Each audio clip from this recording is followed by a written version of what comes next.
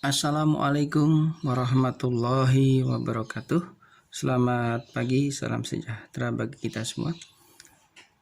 Pada kesempatan kali ini kita lanjutkan pembelajaran kita tentang motor starter, masih mengenai motor starter, dan hari ini kita sampai pada materi tentang pemeriksaan dan perbaikan sistem starter pada kendaraan.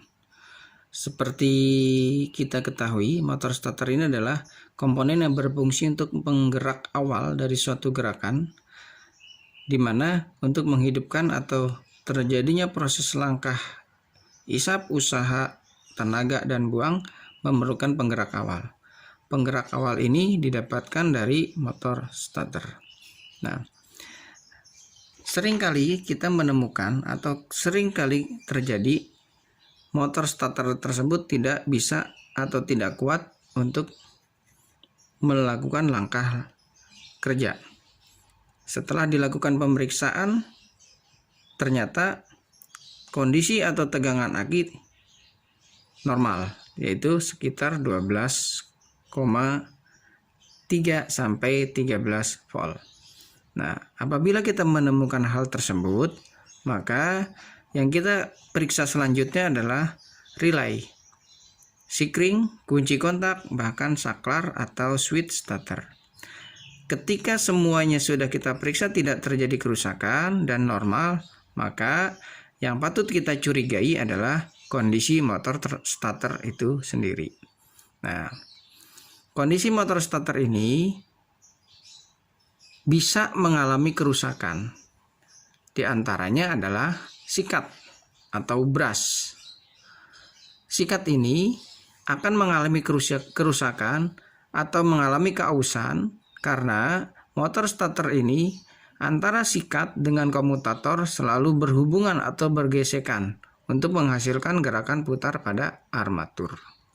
Jadi SOP pemeriksaan sikat pertama adalah periksa sikat-sikat terhadap kerusakan atau keretakan.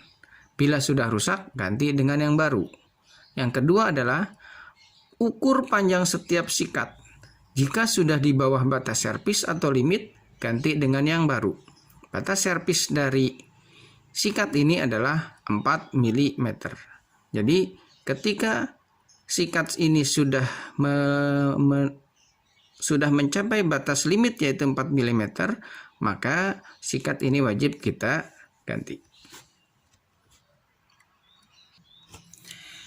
Berikut ini adalah contoh dari rumah motor starter. Di sini terdapat sikat atau brush. Ya. Ada 2 buah sikat atau brush. Nah, ketika tebal dari sikat ini sudah melebihi batas limit 4 mm, artinya ketebalan sikat ini atau brush ini sudah mencapai 4 mm, maka sewajibnya atau seharusnya kita ganti. Dan untuk mengukur, nah kita lihat di sini ada bagian yang berbentuk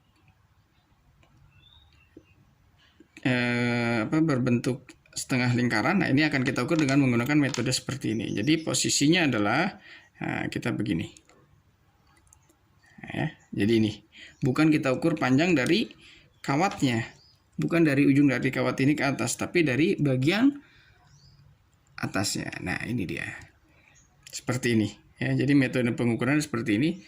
Berikut ini adalah contoh dari belum fokus. Nah, ini adalah contoh sikat yang masih baru. Nah, kita bisa lihat panjang ya. Kemudian di sini adalah, nah ini dia panjangnya dari sikat. Jadi kita ukur adalah posisi ke sini. Ya, dari ujung sini sampai sini dengan menggunakan jangka sorong, atau jika kita tidak mempunyai jangka sorong, kita bisa menggunakan penggaris. Nah, seperti ini. Nah, ini masih melebihi dari batas 4 mm. Juga pemegang sikat harus kita periksa ya. Apabila terjadi keretakan, kerusakan, ini harus diganti. Berikutnya, pemeriksaan komponen komutator dan armatur.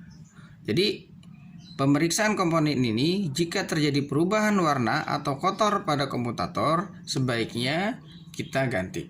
Atau sebelum kita melakukan penggantian, wajib kita bersihkan terlebih dahulu dengan menggunakan amplas atau kertas gosok yang halus dengan menggunakan nomor 400. Kemudian dibersihkan dengan menggunakan lap kering. Ini adalah contoh armatur, ya.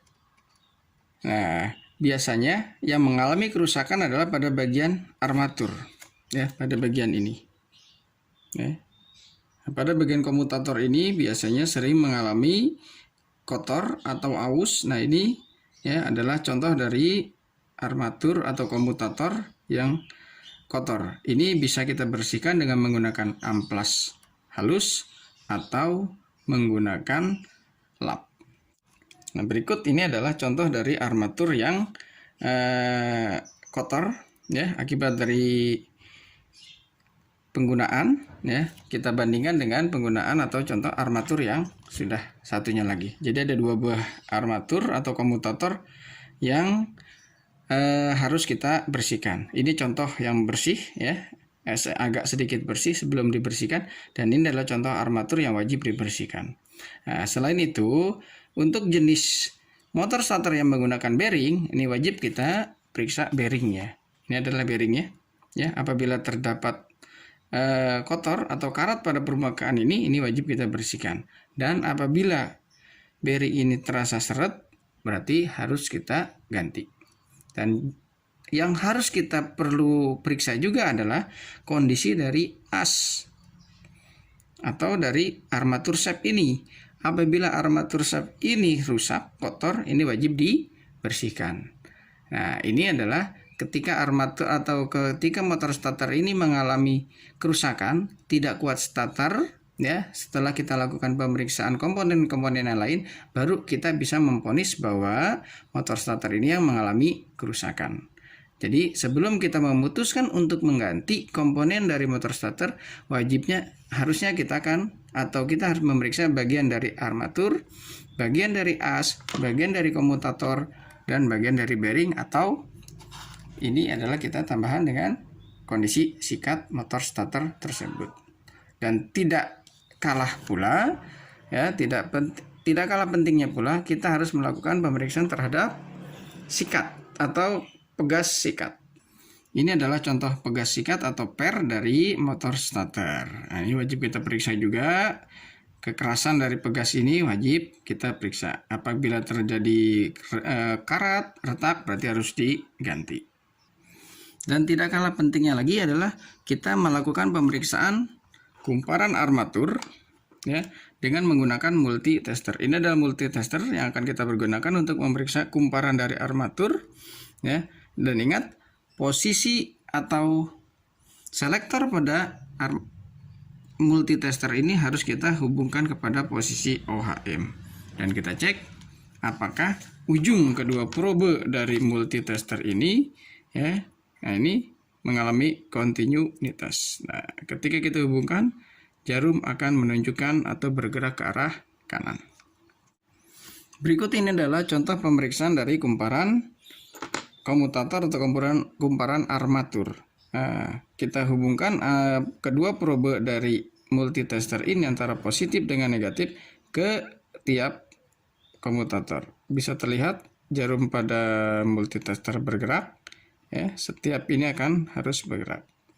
Berikutnya adalah kita uji apakah terjadi konsleting antara kumparan stator dengan bodi motor starter atau bodi starter. Nah, ini adalah, jika tidak terjadi kontinuitas antara komutator dengan bodi atau dengan metal dari as ini, menandakan bahwa armatur ini masih dalam kondisi baik. Nah, jika terjadi kontinuitas antara komutator dengan bodi, maka dipastikan armatur ini sudah mengalami kerusakan. Demikianlah penjelasan saya tentang pemeriksaan motor starter secara singkat. Seperti biasa, buatlah catatan rangkuman dari materi yang telah kita pelajari kali ini. Terima kasih. Assalamualaikum warahmatullahi wabarakatuh.